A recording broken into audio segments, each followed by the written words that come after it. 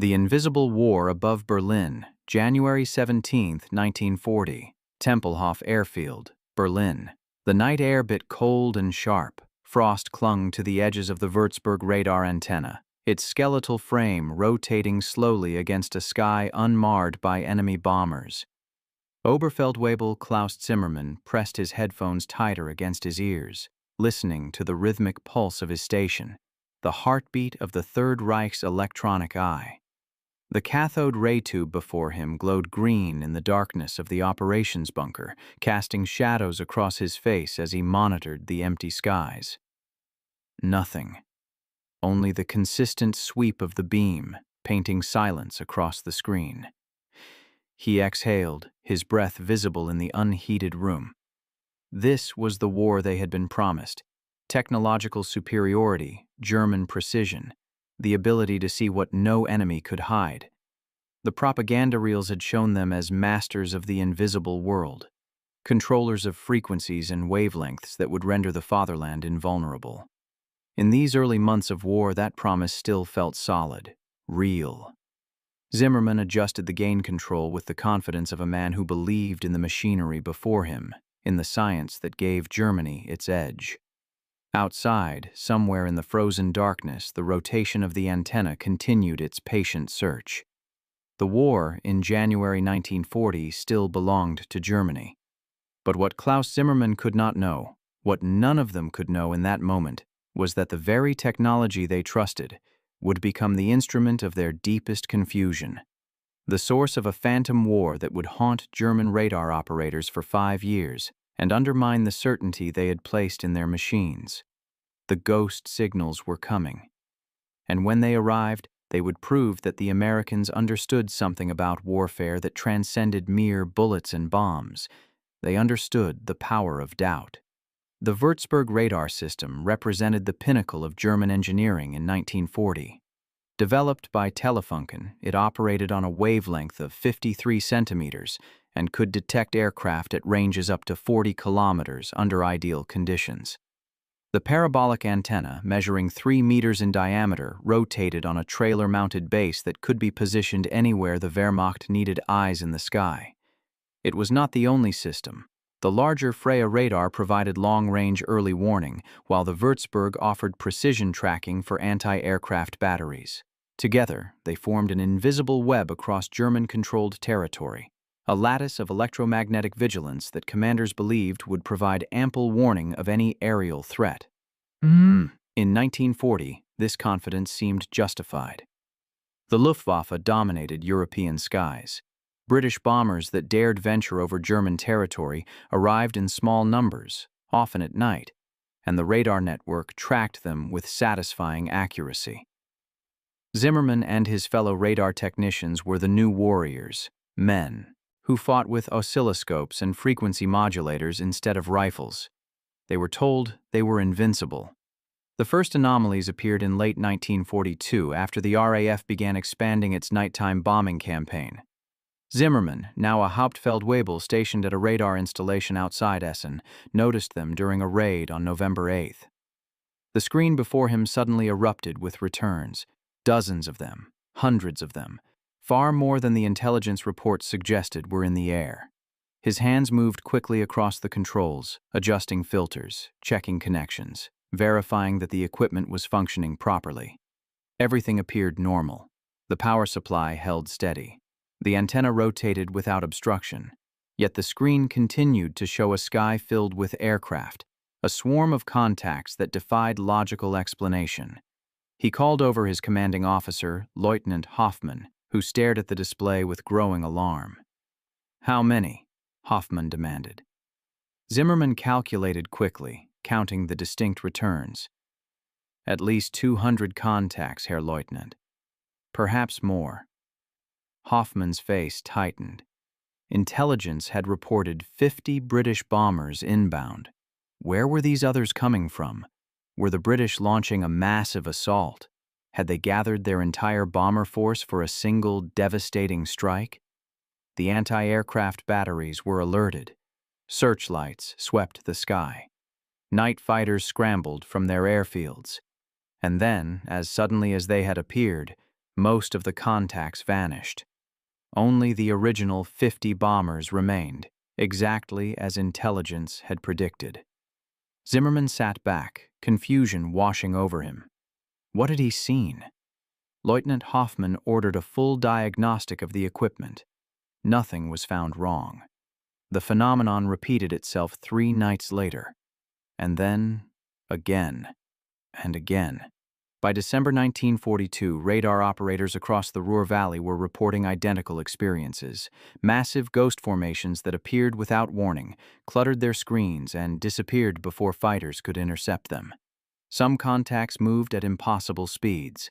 Others appeared stationary, hanging in the air like phantoms. Still others flickered in and out of existence, dancing across the displays in patterns that suggested neither aircraft nor atmospheric interference. The Luftwaffe's technical staff launched investigations. Equipment was replaced. Operators were retrained. Frequencies were shifted. Nothing eliminated the ghosts. In January 1943, a memorandum from the Air Ministry acknowledged the problem but offered no explanation. Radar operators were instructed to exercise judgment in distinguishing genuine targets from spurious returns. This was no answer at all. How could they exercise judgment when they no longer trusted what they saw? The invisible war had begun, and the Germans did not yet understand they were losing it. What Zimmerman and his fellow operators were witnessing was window, thin strips of aluminum foil cut to precise lengths corresponding to German radar wavelengths, dropped by the thousands from British bombers. Each strip acted as a miniature reflector, creating a radar return identical to that of an aircraft. When released in bundles and scattered by the wind, window produced a blizzard of false contacts that overwhelmed German radar screens and made it impossible to distinguish genuine bombers from metallic chaff. The British had known about this technique since 1942 but had delayed its use, fearing the Germans would adopt it against RAF radar defenses. But by mid-1943, with the strategic bombing campaign intensifying, the decision was made. On the night of July 24, 1943, during the first raid of Operation Gomorrah against Hamburg, RAF bombers released window for the first time in combat. The effect was catastrophic for German defenses. Zimmerman was on duty that night at his new posting near Hamburg. The raid began like others, Freya stations detecting the approaching bomber stream, Würzburg radars locking onto individual targets, vectoring night fighters into position. Then the screen erupted. It was not gradual, it was not subtle. One moment, clear contacts. The next moment, chaos. The entire display filled with returns, thousands of them. A solid mass of light that rendered the equipment useless. Zimmerman shouted into his communications link, trying to relay information to the fighter control center. But what could he say? Everything? Nothing? The radar showed everything, which meant it showed nothing useful. The night fighters, guided by this corrupted information, wandered through empty sky while British bombers struck Hamburg with near impunity. The city burned. Over 40,000 people died in the firestorm that consumed the old town.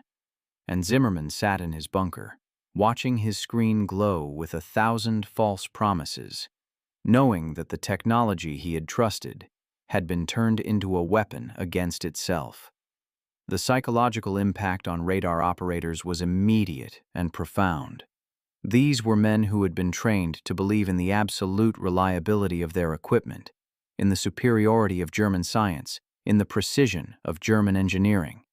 They had been told that radar was the shield that would protect the fatherland from aerial assault. Now that shield had become transparent, and they could not understand why. Zimmerman began to doubt every return he saw. Was it a genuine aircraft or a ghost? Should he alert the fighters or remain silent? Each decision carried consequences. Call a false alarm and resources were wasted. Fighters burned fuel chasing phantoms and his credibility eroded. Fail to call a genuine threat, and bombers reached their targets unmolested, cities burned, and lives were lost. The stress was unbearable. Some operators suffered nervous breakdowns. Others became fatalistic, simply reporting what they saw and letting commanders make the impossible choices. Zimmerman developed a tremor in his right hand that never entirely disappeared, even decades after the war. He would hold a coffee cup and watch his fingers shake, and remember the green glow of the radar screen filled with targets that were not there. The Germans responded with technical countermeasures.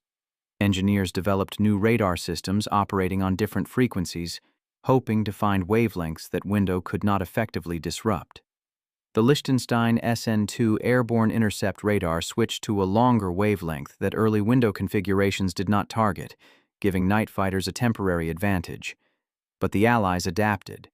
New window variants appeared, precisely cut for the new frequencies. The cycle repeated. German innovation, Allied adaptation, German confusion. By 1944, American bombers had joined the campaign, arriving in daylight with their own electronic countermeasures. They dropped window. They carried jammers that broadcast noise across radar frequencies, filling German headphones with howling static. They employed formations and tactics designed to confuse ground-based tracking. The electromagnetic spectrum became a battlefield as contested as the physical sky, and the Germans were losing both wars simultaneously. Zimmerman remembered one particular mission briefing in March 1944. An intelligence officer, recently arrived from Berlin, attempted to explain the American bombing strategy. The Americans, he said, were not merely trying to destroy factories and rail yards. They were trying to destroy German certainty. Every window drop, every jammer activation, every decoy formation, these were weapons aimed not at concrete and steel, but at the minds of the men defending the Reich. They want you to doubt, the officer said. They want you to question what you see, to hesitate, to fear that any decision you make will be wrong. This is their strategy. They have such abundance of material that they can afford to waste thousands of kilograms of aluminum foil on deception. They have so many aircraft that they can send decoy formations just to confuse you.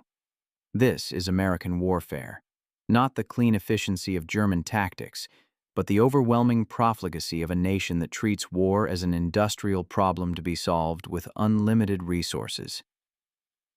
Zimmerman sat in the briefing room and understood, perhaps for the first time, what they were truly facing. Not just superior numbers, not just better production capacity, but a fundamentally different philosophy of warfare, one that did not rely on precision and efficiency, but on abundance and redundancy, on the willingness to expend vast quantities of material for marginal advantages, on the assumption that the enemy's will could be broken by the sheer impossibility of defense. The symbolic object that came to represent this American abundance was not a weapon. It was aluminum. Thin, lightweight, cheap to produce, and utterly effective in its simplicity. Thousands of tons of aluminum foil fell on Germany, each strip a small technological insult, a reminder that the enemy possessed such surplus capacity that they could turn industrial material into disposable weapons. German operators collected the foil after raids, held it in their hands, marveled at how something so simple could defeat systems so sophisticated.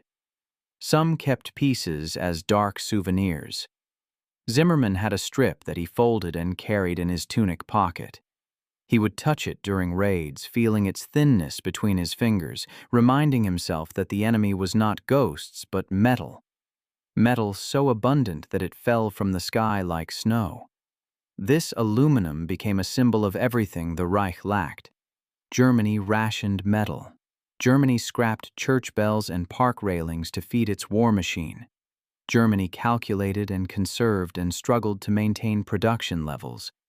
And America dropped aluminum confetti over German cities by the ton, treating it as expendable, worthless except for the confusion it created.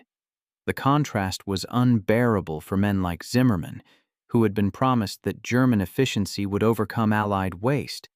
That quality would triumph over quantity. The aluminum proved otherwise. Historical records document the scale of window operations. Between July 1943 and May 1945, RAF Bomber Command dropped approximately 20,000 tons of window over Germany.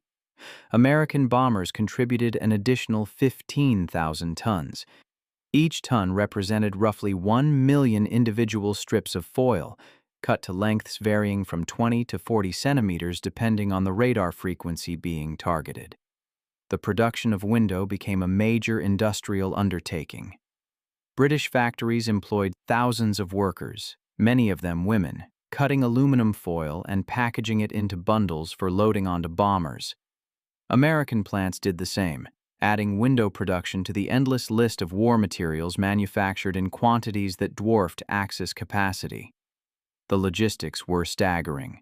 The foil had to be cut precisely, packaged correctly, distributed to bomber bases, loaded onto aircraft, and released at specific moments during raids. Yet it was done. Routinely, night after night, raid after raid, with the methodical efficiency that characterized Allied industrial warfare. For German defenders watching this metallic blizzard descend upon their country, the message was clear. You cannot win. We have more of everything than you can imagine, even of things as seemingly insignificant as aluminum foil. The technical battle continued until the war's end. German radar operators learned to partially compensate for window by carefully analyzing the pattern of returns, looking for the characteristic movement of genuine aircraft versus the slower drift of descending foil. Some operators became remarkably skilled at this, developing an almost intuitive sense for which contacts were real, but it was never certain, never reliable. The old confidence was gone. Zimmermann described it as fighting with his eyes closed, swinging blindly and hoping to connect. Sometimes he did. More often, he did not. The night fighters shot down bombers, but never enough. The anti-aircraft guns fired at targets they could barely track, filling the sky with shell bursts that illuminated more window, spiraling downward through the searchlight beams. And the bombers kept coming. The cities kept burning. The technology that was supposed to save Germany had been neutralized by strips of foil worth fractions of a pfennig each. The emotional toll extended beyond the radar operators to encompass the entire air defense network. Fighter pilots, vectored toward ghost contacts, returned to their bases frustrated and demoralized. Anti-aircraft crews fired thousands of shells at false targets, exhausting their ammunition stocks and their morale. Civilians in the cities below, hearing the air raid sirens but seeing few bombers intercepted, lost faith in the Luftwaffe's ability to protect them. The corrosive effect of window was thus not merely technical, but psychological, spreading doubt through every level of German air defense. This was perhaps its greatest achievement, not the bombers it protected from destruction, but the certainty it destroyed in those trying to stop them. War is fought in the mind as much as in the sky, and window was a weapon designed to attack the former. Zimmermann survived the war. His radar station was overrun by British forces in April 1945, and he was taken prisoner. During his internment, he spoke with Allied intelligence officers who were curious about the German experience of window. He described the frustration, the confusion, the gradual erosion of confidence. One British officer showed him actual window bundles, explained how they were manufactured and deployed. The simplicity was shocking. These were not sophisticated electronic devices. They were strips of aluminum foil cut by factory workers and bundled into paper packages that were simply thrown from bomber aircraft. No complex technology, no advanced science, just material abundance applied cleverly. The officer asked Zimmermann if he had suspected what window was during the war. Zimmermann admitted he had theorized it might be something like that, but the scale had been unimaginable. To waste so much aluminum, so much effort on mere deception, it had seemed impossible that any nation would do such a thing. The British officer smiled. "That's exactly why it worked," he said. "You couldn't imagine that we would be that wasteful, but we could afford to be, and you couldn't. That was the war in a nutshell." After his release in 1946, Zimmermann returned to a Germany that no longer existed. The Reich was gone, its cities rubble, its certainties shattered. He found work as a civilian radar technician at a weather station, tracking storms instead of bombers. The equipment was similar. The screens glowed the same green, but the purpose was peaceful. Yet he never forgot the ghosts. For decades afterward, he would sometimes stare at a weather radar display and see window falling, see the screen fill with false returns, feel the helplessness of those nights when the sky became illegible. He gave interviews to historians in the 1970s and 1980s when the wartime generation began to share their experiences. His accounts were precise, technical, unembroidered by fantasy or self-justification. He described what he had seen, what he had felt, and what he had learned. The interviews were recorded, transcribed, and filed in archives where they remain today. Testimony from a man who fought a war most people never knew existed. A war of frequencies and reflections, of aluminum and doubt. The broader historical significance of electronic warfare in World War II extends far beyond window itself. The conflict saw the birth of radar, sonar, radio navigation systems, guided weapons, and cryptography as modern military disciplines. The electromagnetic spectrum became militarized and warfare extended into dimensions invisible to human senses. Window was only one manifestation of this transformation, but it was symbolically powerful because it demonstrated how technology could be subverted, how the tools of modern warfare could be turned against themselves. The Germans had pioneered radar, had developed sophisticated systems that should have provided impenetrable defense. Yet they were defeated not by better radar, but by aluminum foil, by an opponent who understood that the proper counter to sophisticated technology was not more sophisticated technology, but asymmetric thinking and overwhelming material resources. This lesson resonated throughout the Cold War and into contemporary military doctrine. The side with the most resources can afford to experiment, to waste, to try solutions that seem inefficient or absurd. The side with fewer resources must be efficient, must conserve, must make every element count. But efficiency creates brittleness. Abundance creates resilience.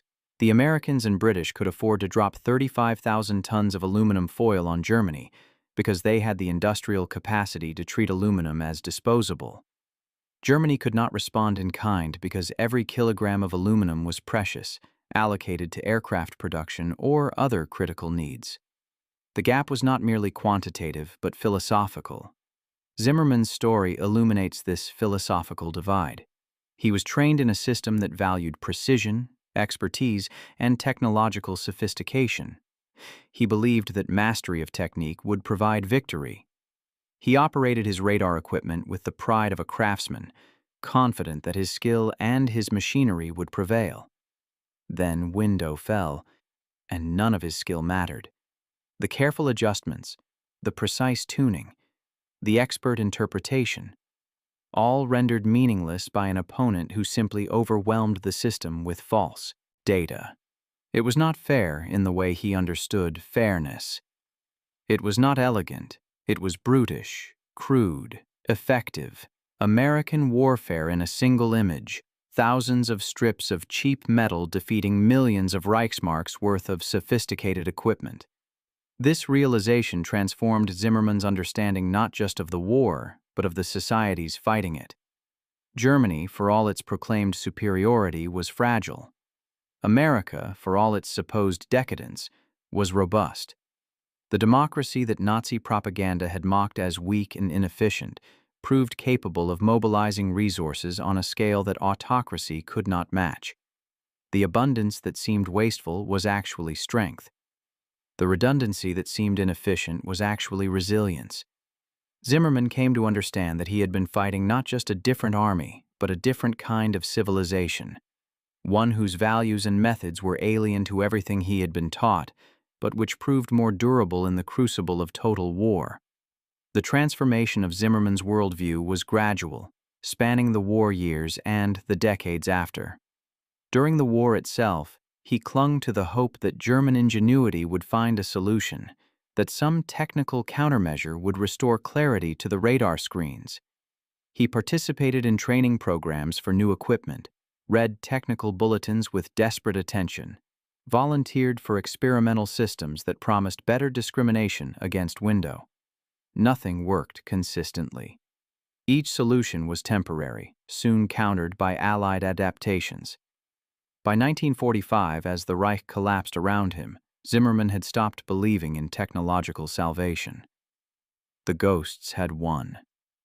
In the post-war years, as he processed his experiences and spoke with former enemies, a deeper understanding emerged. The war had not been lost because German technology failed. It had been lost because German society could not sustain the industrial effort required for modern warfare against opponents with greater populations and resources. The radar war was a microcosm of the larger conflict, German sophistication defeated by Allied abundance. This was a difficult truth for a man raised on propaganda about Aryan superiority and German destiny. But Zimmermann was fundamentally honest, and the evidence was undeniable. He had seen the aluminum fall from the sky. He had held it in his hands. He knew what it represented. In his later years, Zimmermann became something of an advocate for technological humility. He lectured occasionally at technical universities, warning students against placing absolute faith in systems and machines. Technology is a tool, he would say, not a guarantee. It can be subverted, deceived, overwhelmed. The operator must remain skeptical, must think beyond the display screen, must remember that the enemy is intelligent and adaptive. These were lessons learned in the worst possible classroom, watching cities burn while his radar showed him targets that did not exist. Some students dismissed him as an old man dwelling on past failures. Others recognized the wisdom in his caution. In the age of computers and automated systems, the temptation to trust the machine is stronger than ever. Zimmermann's experience suggested that such trust was dangerous, that human judgment remained essential precisely because machines could be fooled. This was his legacy. Not the technical details of Würzburg radar or window countermeasures, but the understanding that warfare is ultimately a contest of wills and minds, and that even the most sophisticated technology serves merely as an instrument of human intention. The epilogue of Zimmermann's story is also the epilogue of the Third Reich's technological confidence. In January 1940, when he sat before his radar screen in the cold bunker at Tempelhof, Germany believed it was winning the technological war. The Würzburg radar, the Enigma encryption machine, the jet aircraft under development, the rocket programs, all seemed to promise continued German superiority. 5 years later, every one of these systems had been defeated, compromised, or rendered irrelevant by Allied countermeasures and overwhelming material advantages. The Würzburg was blinded by window. Enigma was broken by British code breakers. Jet aircraft arrived too late and in too few numbers. Rockets proved militarily ineffective. The pattern was consistent: German innovation met by Allied adaptation, German quality by Allied quantity, German efficiency by Allied abundance. Zimmermann's personal trajectory mirrored this national experience. He began the war confident, skilled, proud of his technical mastery. He ended it confused, demoralized, understanding that mastery was insufficient against an enemy who could afford to waste resources on deception. This transformation was repeated across the German military and society, a collective disillusionment that accompanied defeat. Yet there is something almost poignant in Zimmermann's continued engagement with radar technology after the war. He could have abandoned it entirely, sought work in a field with no connection to his wartime experiences. Instead, he chose to remain with the technology that had both elevated and betrayed him. Perhaps this was a form of closure, a way to reclaim radar for peaceful purposes and prove that the technology itself was neutral, that its wartime failures were not inherent but circumstantial. Or perhaps he simply knew nothing else. He had spent the crucial years of his youth staring at radar screens, learning to interpret their cryptic displays, developing skills that had little civilian application outside specialized niches. The war had made him a radar operator, and a radar operator he remained. There is a kind of fidelity in this, a refusal to abandon the vocation despite its painful associations. When Zimmermann tracked thunderstorms across post-war Germany, was he exercising ghosts, or was he simply doing what he knew how to do, finding meaning in the work itself rather than in its outcomes? The historical record does not answer these psychological questions. We know only that he continued, that he worked with radar until his retirement, and that he spoke truthfully about his experiences when asked. This persistence is its own form of courage. The ghost signals over Berlin, over Hamburg, over every German city targeted by Allied bombers were never supernatural. They were aluminum and physics, simple principles applied with industrial thoroughness. But to the men who watched them fill their radar screens, they possessed a spectral quality nonetheless, appearing without warning, defying explanation, resisting every effort to dispel them. Zimmermann described them in one interview as haunting, a word choice that suggests the psychological weight they carried. They haunted him during the war, disrupting his sleep and his confidence. They haunted him after the war, returning in memories and dreams. And they haunt the historical record, representing a category of warfare that operates in the invisible spectrum, attacking not bodies but perceptions, not territory but certainty. The ghost signals were real in their effects even as they were false in their origins, a paradox that captures something essential about modern conflict.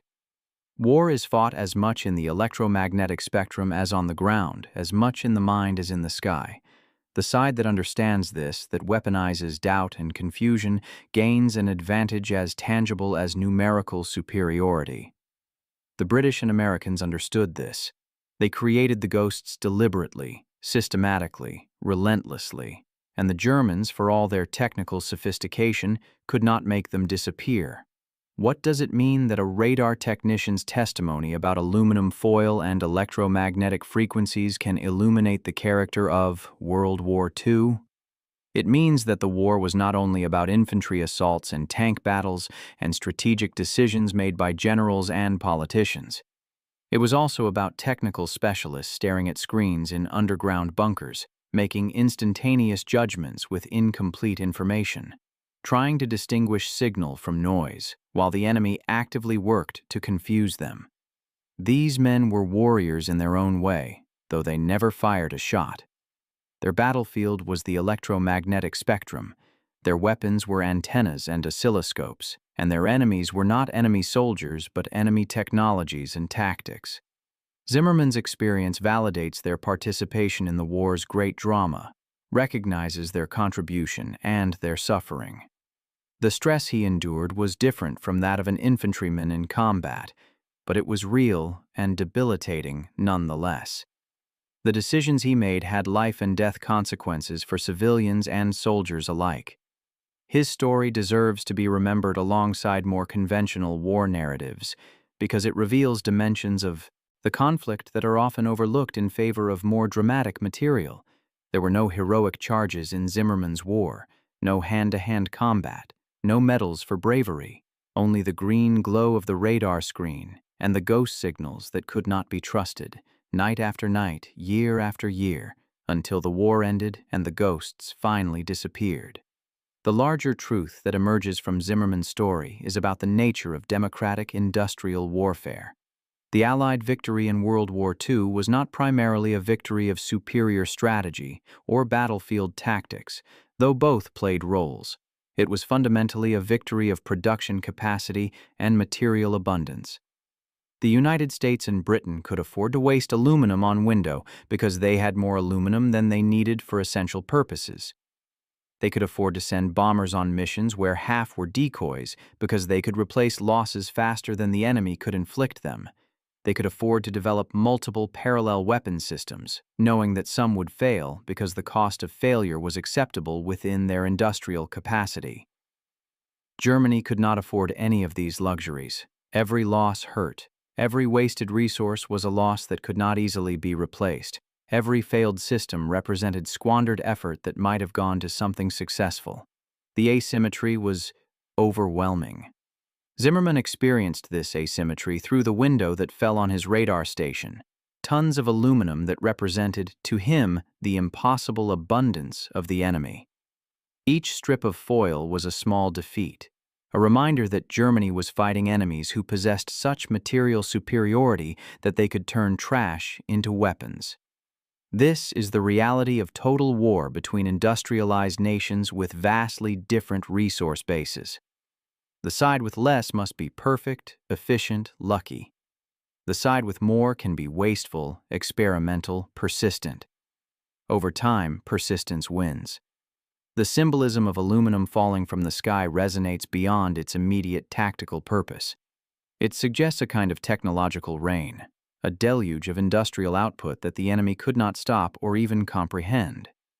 For German defenders, looking up at the night sky and seeing searchlights illuminating millions of aluminum strips drifting downward, the experience must have been surreal, almost apocalyptic.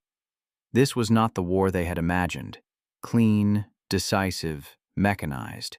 This was something stranger, a conflict where the enemy's primary weapon seemed to be sheer excess, the ability to produce and expend material in quantities that transformed quantity into its own form of quality. Zimmerman kept that single strip of window in his pocket as a reminder, but also perhaps as a talisman, a piece of the enemy's magic, the secret of their strength. When he touched it, he touched the explanation for Germany's defeat. Not better soldiers, not superior tactics, simply more. More of everything, including the willingness to turn that excess into weapons that did not kill but confused, did not destroy but demoralized. This was a new kind of warfare, and Germany had no answer for it. The post-war development of electronic warfare built directly on the window experience. Modern military aircraft carry sophisticated electronic countermeasure suites that employ the same basic principles. Flood the enemy's sensors with false information. Create uncertainty. Protect the attacking aircraft through deception rather than armor. The technology has advanced enormously, replacing aluminum foil with radar jammers and digital decoys, but the concept remains identical. Zimmerman's war was the prototype for conflicts that continue in the electromagnetic spectrum today. His frustration, staring at a screen full of contacts he could not trust, is replicated in every modern conflict where electronic warfare plays a role. The operators have changed, the equipment has evolved, but the fundamental challenge persists: how to extract truth from data when the enemy is actively corrupting that data. In this sense, Zimmerman was present at the creation of a new mode of warfare, and his testimony provides insight into how it felt to be on the receiving end of these tactics. The historical record of technical specifications and operational reports tells us what happened. Zimmerman's account tells us what it meant. There is a final irony in the fact that Zimmerman's story has become part of the historical record. During the war, he was anonymous, one of thousands of radar operators whose names appeared on no honors lists, whose contributions were classified, whose existence was known only to their immediate commands. After the war, he lived quietly, working at his weather station, teaching occasional classes, slowly becoming one of the few remaining witnesses to a specialized aspect of the conflict. By speaking to historians, by preserving his testimony, he ensured that his experience would not disappear entirely. This is important. Military history often focuses on commanders and battles, strategies and outcomes. The experiences of technical specialists, of the men who operated the machinery of modern warfare, are easily lost. Zimmerman's willingness to speak, to describe both his confidence and his confusion, provides a crucial counterpoint to official narratives. He shows us the war from a screen in a bunker, where the enemy appeared as phosphorescent dots that might or might not be real, where every decision carried doubt and where the certainty promised by technology dissolved into chaos. This perspective enriches our understanding of the conflict and of the human cost of technological warfare. In the end, what does Zimmerman's testimony reveal? It reveals that World War II was fought not only with guns and tanks, but with frequencies and foil, not only with courage, but with industrial capacity, not only with strategy but with deception. It reveals that technological superiority is fragile, easily countered by asymmetric thinking and material abundance. It reveals that the psychological dimension of warfare, the attack on certainty and confidence, can be as effective as physical destruction. It reveals that the men who operated the invisible weapons of modern war deserve recognition alongside those who fought more visibly. And it reveals, perhaps most importantly, that the Allied victory was built on a foundation of industrial democracy, on societies capable of mobilizing resources in ways that autocracy could not match. The aluminum that fell on Germany was not merely a tactical tool. It was a message. We have so much that we can afford to waste it on your confusion. You cannot match this. You cannot win. The ghost signals were heralds of defeat, and Zimmermann was among the first to understand their meaning. Klaus Zimmermann died in 1991, 2 years after the fall of the Berlin Wall, living just long enough to see the reunification of Germany and the end of the Cold War that had divided his country for nearly half a century. His obituary in the local newspaper mentioned his wartime service but did not detail his role. It described him as a radar technician, a teacher, a quiet man who had lived through history. The ghosts that had haunted his screens and his memory were not mentioned. They remained his private burden, shared only with historians and students who understood their significance. But the ghosts were real as the aluminum strips that created them, as real as the bombers they protected, as real as the doubt they sowed in the minds of men who had believed in the invincibility of German technology. Zimmermann lived long enough to know that he had been part of something larger than himself, a transformation in the nature of warfare that continued long after the Third Reich fell. The invisible war he fought never truly ended. It evolved, spread, became foundational to modern military doctrine. Every electronic warfare officer today inherits something from Zimmermann's experience, whether they know his name or not. The screens glow differently now. The contacts are generated by different technologies, but the essential challenge remains: how to trust what you see when the enemy is trying to deceive you. Zimmermann learned that trust was impossible, that certainty was a luxury war could not afford. That lesson echoes through every conflict since, a ghost signal from 1943 that still appears on our screens.